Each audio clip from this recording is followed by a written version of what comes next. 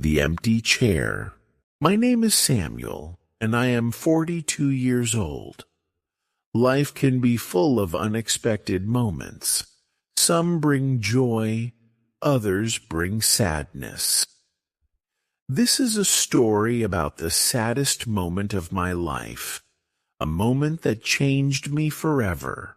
It all started one warm summer evening. The sun was setting, and the sky was a soft orange color. I was sitting at the dinner table with my family, my wife, Clara, and my daughter Emily.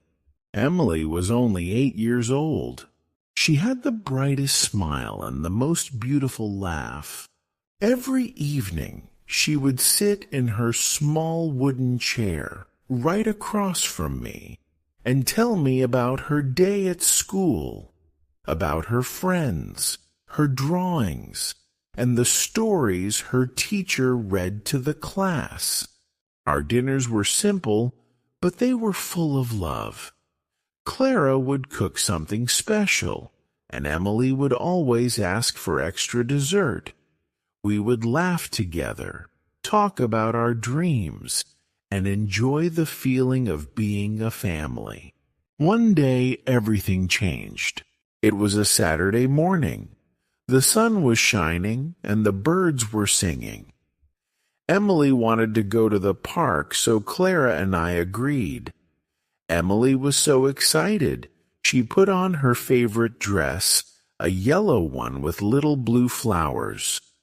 She grabbed her small backpack, where she kept her favorite doll.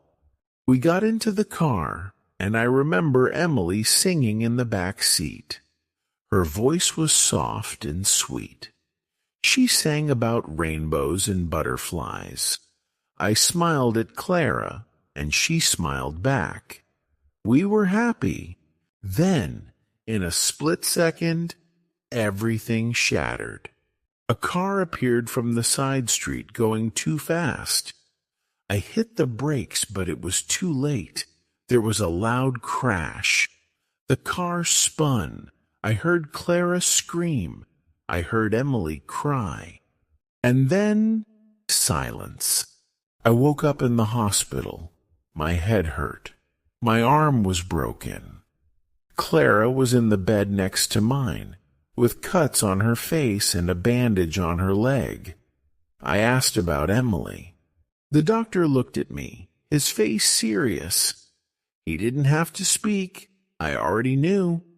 My heart broke into a million pieces. Emily was gone. The days after the accident were dark and empty.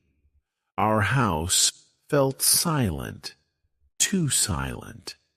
The small wooden chair at the dinner table was empty. I would sit there, looking at it, waiting for Emily to come running in with her bright smile. But she never did. Clara and I stopped talking much. We were both lost in our own pain. I would wake up in the middle of the night, hearing Emily's voice in my head, hearing her laugh, but it was just a dream. The hardest part was going into her room. Her toys were still on the shelves, her drawings still on the walls. Her bed was neatly made, with her favorite teddy bear sitting on the pillow.